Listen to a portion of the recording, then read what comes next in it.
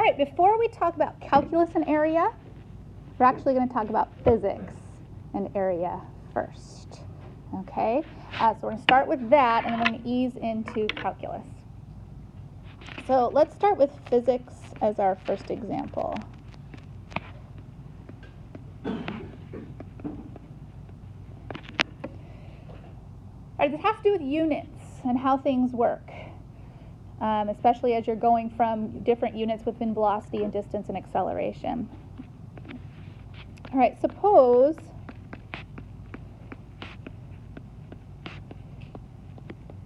you have velocity 10 meters per second at, for 7 seconds. How far did you travel? Your velocity is 10 meters per second. You do this for 7 seconds. Okay, how'd you come up with that? Okay, it's 10 times 70, right? How does that relate to area? Well, if you graph it, okay, where do we put time? Okay, which axis is time? Okay, time's always the x-axis. Okay, velocity is here. If we count out 1, 2, 3, 4, 5, 6, 7, and we say that our velocity is 10 and it's steady velocity, okay, steady velocity for 7 seconds. Where does the number 70 show up? Yeah, but where on this graph? How do we get, what does 70 represent? The area, for sure, because you come straight down and the area is 70 and 70 meters. So velocity over position, the area is equal to the distance that you travel. All right, velocity multiplied by the amount of distance that you travel. Okay, all right, well that was a steady velocity. So suppose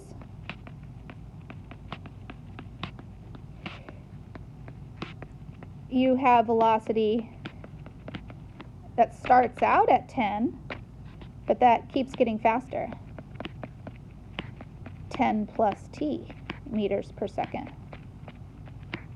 for the same 7 seconds. So suppose the velocity is changing. It's not a nice steady velocity. It's changing. How can you figure out how far you've traveled this time? You can't do just a nice multiplication necessarily. Okay, but we can think of it out of this area. All right, so you still have your time, velocity. You start at 10, 1, 2, 3, 4, 5, 6, 7. But this time your velocity is steadily increasing. And by the time you get to the end, how fast is your velocity? 17, because you've just added 10 plus t. So now your velocity is 17. So how far have you gone now? Okay, well you can still do the area. The first time when I had steady velocity, the area, the shape was a rectangle. What shape is this? Folks, we got to start out January a little bit better. Okay, what shape is this? A trapezoid. Thank you very much. All right, how do you find the area of a trapezoid? Who's got the area of a trapezoid memorized? Who's got the area of a rectangle memorized? Okay, how about triangle? Can't you just cut this into a rectangle and a triangle? If you don't know the area of a trapezoid, then you can cut this into the area of a rectangle and triangle, which would be just fine. Okay, I don't expect you to have all the area. If you happen to have the formula for the area of a trapezoid memorized, great. Okay, if you know that, some of you do, figure it out. If you don't have the formula of the area of a trapezoid, then do it as a rectangle plus a triangle. So this is going to be 70 plus something on the top. All right, so what's the area of a triangle? Okay, what's the formula for the area of a triangle? A triangle. 1/2 base times height. So what's the base of this triangle? 7. What's the height of the triangle? 7. And so 1/2 base times height would be 49/2. Okay, 24.5. And so when we add those two together, 24.5 and 70 together, we end up with 94.5 meters traveled total when you add them up. You're just adding up velocity. All right, that's physics. Another last one. Suppose you have velocity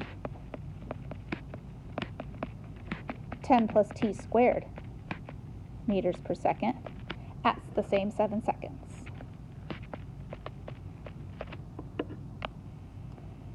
How far do you go? How far do you get? Well, you're going to get even farther than 94.5. So now we've got time, 1, 2, 3, 4, 5, 6, 7. Velocity starting out at 10, but we're not ending at 17. So the first time we started at 10 and ended at 10. Nice rectangle. The second time we started at 10 and ended at 17. Okay, nice trapezoid. Now we're starting at 10 and ending up as what as my velocity? 59. Okay, so way up here at 59. And what shape is that? What does 10 plus t squared make? It's a, what is that called? A parabola. Okay, this is a parabola. Okay, does anybody have the formula for a parabola memorized for your area? Okay, probably not. But if we could cut a trapezoid into a rectangle and a triangle, we're going to kind of apply the same math here. So we've got maybe a rectangle, but then it's not a perfect triangle above it, is it? Because it's a curved thing. So I can't really do a triangle, so that's not going to work. So let me show you the better way to cut it. The better way to cut it is vertically into 7 segments,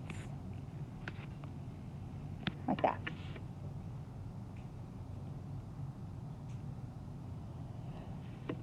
Those 7 segments resemble, they're not going to be perfect, but what does the first segment resemble? Okay, is it truly a rectangle? Now I didn't draw it very well. Maybe I should, let me fix this a little bit here so it looks more accurate.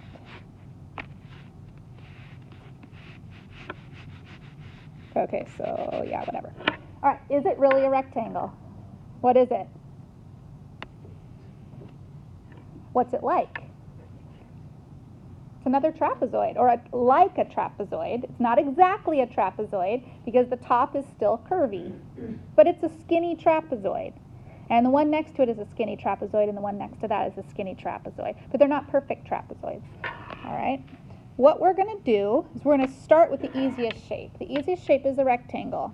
So I'm going to say, well, I'm going to make this a rectangle. I'm just going to go straight across from 10, straight across to 10. But I'm going to miss some area. I'm going to miss this whole little section right here. I won't have it. It's like, ooh, shoot, oh well, I'm just going to, right, the next one. I'm going to make it a rectangle as well, but it's going to start higher. And it's going to go from something straight across. Well, how do I figure out where that's going straight across? Well, I knew that at 0 here, that matched to 10. So 0 matches to 10 straight across. The next one is at the number 1. How tall is it at the number 1 if it's following this parabolic curve? 11. How do you know it's 11? Plug in 1. 10 plus 1 squared is 11. So it's not very much taller than the other rectangle. The other rectangle, all I'm missing is one little unit. It goes from 10 to 11. So this one's going to go 11 straight across. How about the next one?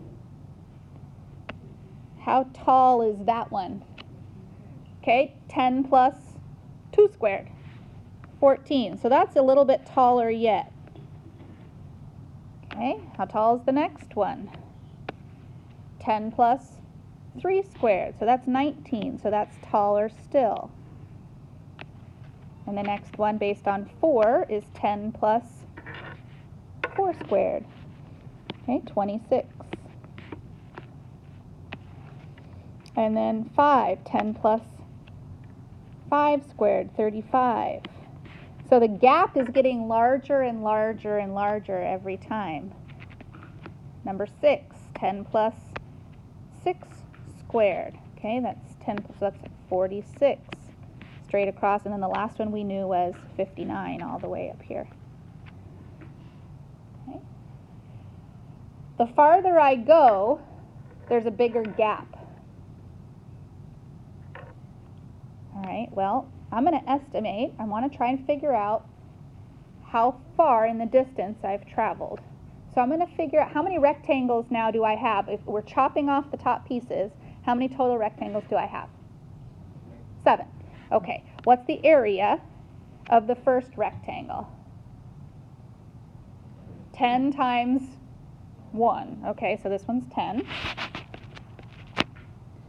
All right, what's the area of the next rectangle? 11, and the next one would be 14, and then 19, and because all of these have a base of 1, right? And after 19 came 26, 35, and the last one was 46. So somebody, just like we added up before, we added 70 and 49 over 2 to come up with an estimate. Somebody quick add those up for me with you having your calculator out and tell me what we have. Who's got it? Open up your calculators. Start adding. 10 plus 11 plus 14 plus 19 plus 26 plus 35 plus 46. Okay, I'm going to make you do this without your calculator too, so you might as well enjoy having your calculator with you. Okay, what do we have? All right, all these added up give me 161 meters. Is that an accurate estimate of how far we've traveled? Is it above what we've traveled or below? Okay, it is underestimate. Why? Because there's all this space that we missed here. And these aren't perfect triangles because they have curved hypotenuses. I know they're not really hypotenuses, but their hypotenuses are curved. So it's all too low. All right, well, let's do this again, but work backwards and work from right to left. So instead of going from 0 to 1 to 1 to 2 to 2 to 3 to 3 to 4, 4 to 5, 5 to 6, 6 to 7, let's go from 7 to 6 to 6 to 5 to 5 to 4 to 3 to 2, that way. All right, well, let's try that. So I'm going to switch this color, I think. I'm going to switch to pink. All right, if I go from 7 to 6, that means I'm going from here down. Now my rectangle is too big. That's okay. Okay, so now I've got a rectangle that's too big. And then if I go from 6 to 5, I have another rectangle. So starting at 6, straight across, and then drop down. Start at 5, straight across.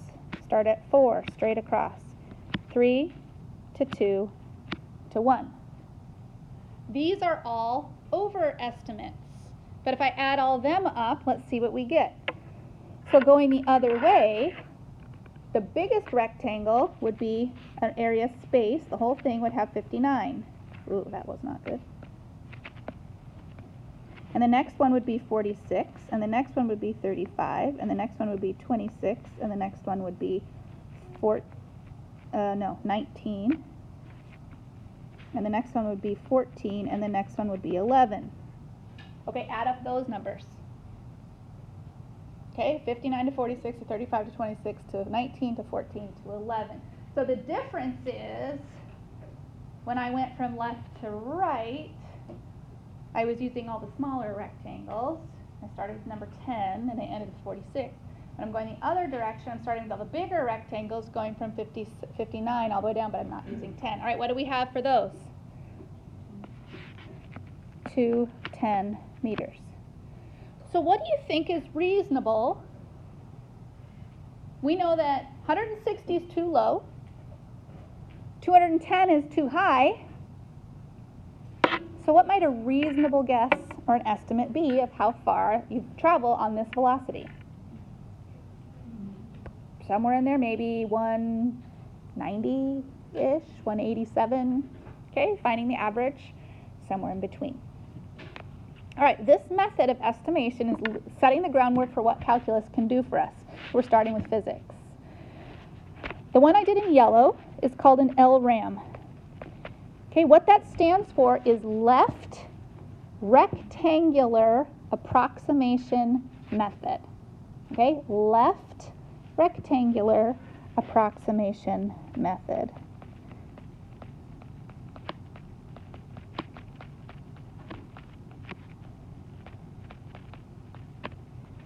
Okay, the one I did in sort of a purplish pink, that's called RRAM.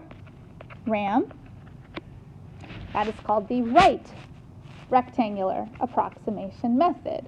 So it's called left because I start on the left and I go from left to right. So it's called right because you work from the right and backwards to left. There is something called an MRAM. What do you think M stands for? Middle, okay, or median. And we're going to do that, but I can't squeeze all that into this picture, so I'm going to have to start over fresh. The actual answer is somewhere between the LRAM and the RRAM. How could I get a better estimate? I'm not doing anything with calculus, okay?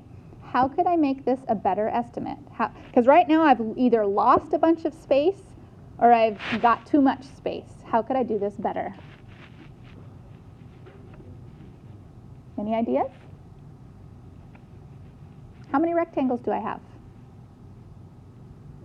7. Does that give you any ideas? What if I doubled the number of rectangles? What if I made them all skinnier? Would that improve my accuracy? Okay, would I have less space that I lost, or less space that I gained if I doubled? All right, so let's zoom in on one. Suppose I split that in half.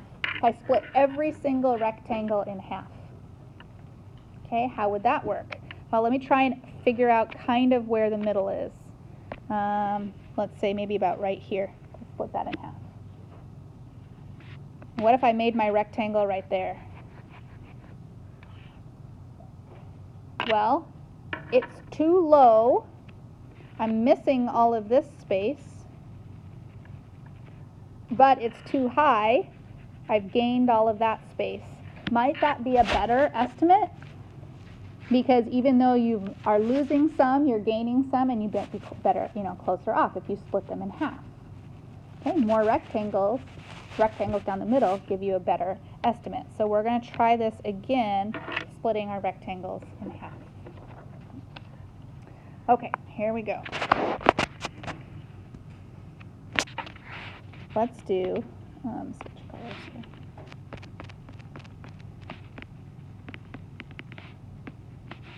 All right, apply LRAM, RRAM, and MRAM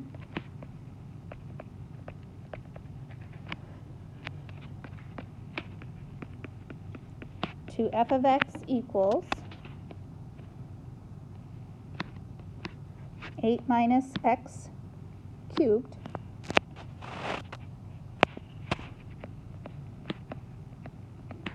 on 0 to 2.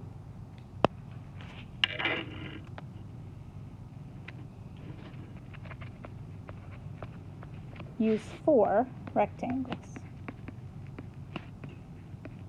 All right. So we're going to apply this rectangular approximation method to a new shape. Okay, it's not a parabola anymore, now it's a cubic. All right, so we're going to draw 8 minus x cubed on 0 to 2. So 8's here. 0 to 2 is part of a cubic. It's going to come down like that. It's going to hit at the number 2. And I got to use 4 rectangles. So where does each rectangle hit? Where does the first rectangle hit if I'm using 4 rectangles? Say that again. 1/2. Okay, first rectangle is going to hit at 1/2 over the sides. Okay, the next one's going to hit at 1. And the next one's going to hit at 3/2.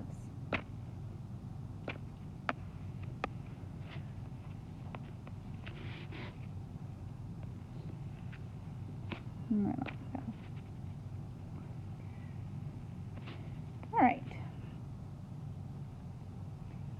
So I need to figure out where the tops of all of these lines are. I know that the 0 one, so we should include 0. Got 0, 1/2, 1, 3/2, and 2. We know that the 0 is at 8, and the 2, the last one, is clearly at 0, but we need to figure out where the other ones are. All right, 1 is easy. I can plug 1 into the function 8 minus x cubed. That's going to be 7, so that's going to be at 7. But the other ones aren't quite so simple, so I got to plug 1/2 into 8 minus x cubed. Okay, figure out what that is for me.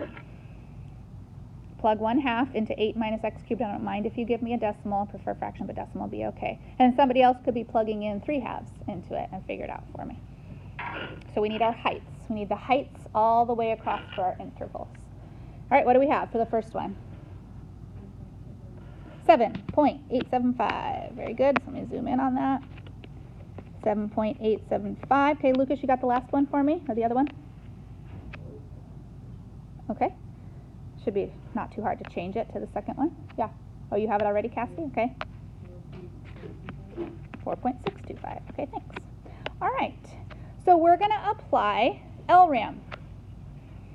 LRAM means I'm going from left to right, and I go straight across.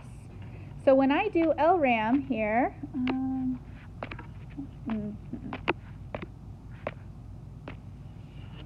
I'm going to go from 8 straight across and then down. That is going from the left. That's going to be too big because a rectangle that goes straight across from the left to right is too big in this case. And then straight across from 7.75 to 7, and then straight across from 7 down to 4.625, and then straight across from 4.625. Which one is the rectangle that's got the biggest gap or the biggest error? The last one, right? Because it's got a really big error. Well, let's, instead of cluttering up my drawing with numbers, I'm going to write it over here. So my LRAM, I need to have these 4 rectangles added up. The first rectangle has a height of 8, but a bottom of how much? How long are the bottoms of all of them? Okay, so what is the area of the first rectangle? It's 8 times half, which is 4. Okay, plus the area of the second rectangle, which is using from a height of 7.875 with also a base of 0.5. Okay, who's got that one? Say it again. Thanks. Okay, the next rectangle has a height of how much?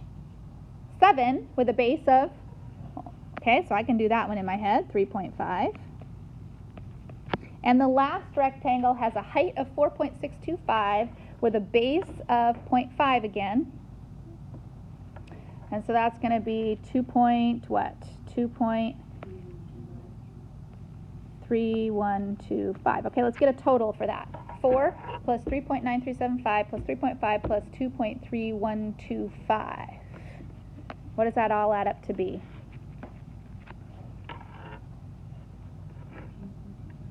Okay, 15.25. Sorry. Is this going to be? I did that wrong. She did it wrong. Okay, try again. 13.75. Okay.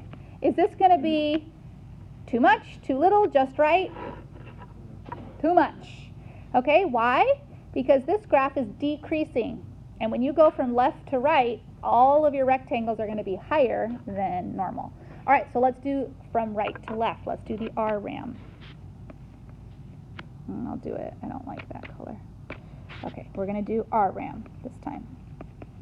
Okay, RAM means I start from left to right. Now the first one's awkward because 2 has a rectangle of nothing because the height at 2 is 0. That's okay, because last time the rectangle was way too big, and this time the rectangle is way too small. And then going across from 4.625, there's my next rectangle. And then going across from 7, there's my, and then going across that way. All of these rectangles are too small. So my first rectangle is 0. My next rectangle is 2.3215. My next rectangle is 3.5, and my biggest rectangle, even though it's too small, is 3.9375. Okay, what is the total of that?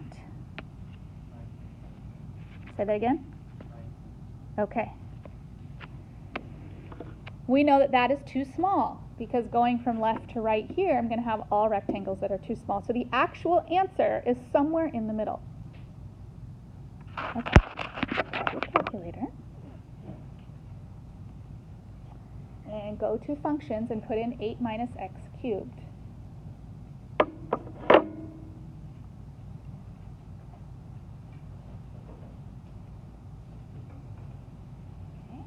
Oops, sorry. Class. All right. 8 minus x cubed. That's the function we're working on. All right, we're going to run the RAM program that I loaded onto your calculator. So access program. Pick the one that's called RAM, which is the rectangular approximation method. And then once you've selected it, you have to hit enter to activate it. And it's going to ask you for your A value. Your A value is along the x-axis. Is where are you starting? And so where did we start on this one? 0. Okay, enter. B value is where we end, which is 2. And the number of intervals, or the number of rectangles that we were doing, which was 4. Okay. There we go. It gives you the LRAM value. It gives you the RRAM value. And it gives you the MRAM value, which would be if you split all of those down the center. And splitting all of those down the center would give you 12.125. Notice it is not the average. It is closer to 13 than it is to 9.75. It just means what would happen if you split the rectangles equally down the middle. Mid is almost always going to be the closest to the real answer. Now, how else could we improve this besides just splitting the rectangle down the middle? Say that again? Add more rectangles. So let's go from 4 to 8. Okay, so rerun this program. Hit program again. It's done now. So hit program. Run it again. A value is 0. B value is 2. Let's double the number of rectangles. Let's do 8. 8 made the LRAM smaller.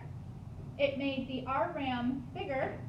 And it got us closer to our median or our mid value. Okay, double the number of rectangles again. Now go from 8 rectangles to 16 and run it again. Okay, keeping it from 0 to 2, but doing 16 rectangles. Okay, again, we lowered our left, we increased our right, we got our middle. These are all converging on the same. All right, let's get crazy. All right, let's do like 100 rectangles. Okay, so program, RAM, 0 to 2, and let's do 100. Whoops.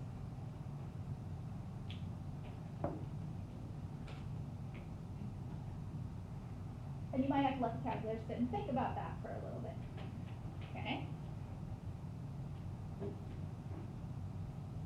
Okay, you could try 1,000, but your calculator will end up cycling for like an hour, so you have to, continue whatever Netflix thing you're binging on while you're waiting for it. So, but this is, fine. So what would you estimate is probably the actual answer of this? Probably somewhere in the ballpark of 12.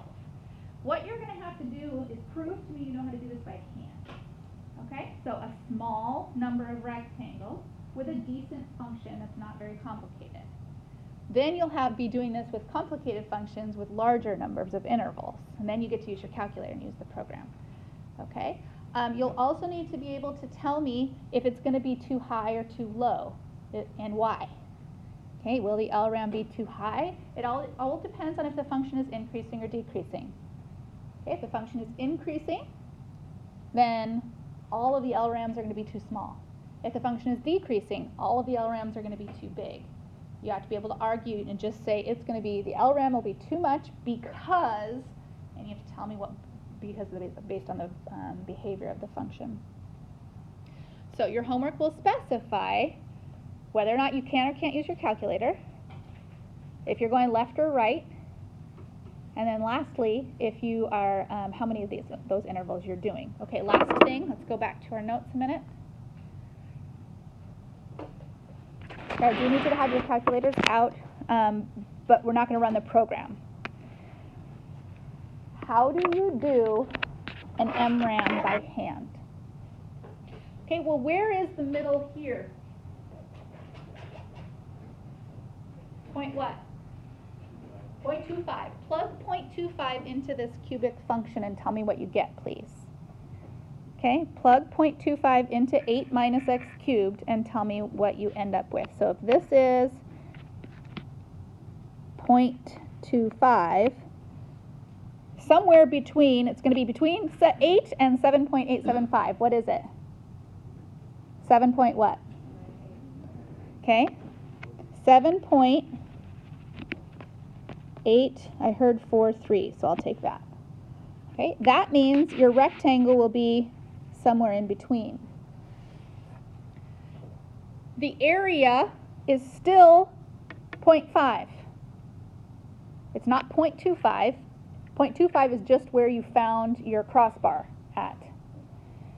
The area is 7.8343 times 0.5.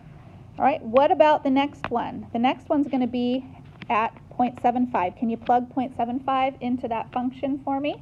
It's going to be somewhere between 7.875 and 7. What do we get? I can't hear you. Okay. 7 point, I heard 5.7. I don't know if that's what I heard. And that'll be the height. So a little low on some sections, but a little higher on the other. Okay. The next one will be at 1.25. So plug 1.25 into the function. Instead of plugging in 1 or 0.5, we plug in 1.25. That will give me something between 7 and 4.625. What is it? 6 point? Is there more to that, or it came out to be perfect? You don't? Oh, that's important. 468, that's not 6.4, that's 6.5. All right, and that'll be the height there. And then the last one is going to be by plugging in 1.75, which is going to be really nice because I'm not going to have a rectangle that's too big or a rectangle that's way too small. I'm going to have something that's somewhere in the middle. Okay, and so that one is going to be somewhere between 4.625 and 2. I'm going to guess it's going to be like right around 2.7 or something. What does it turn out to be?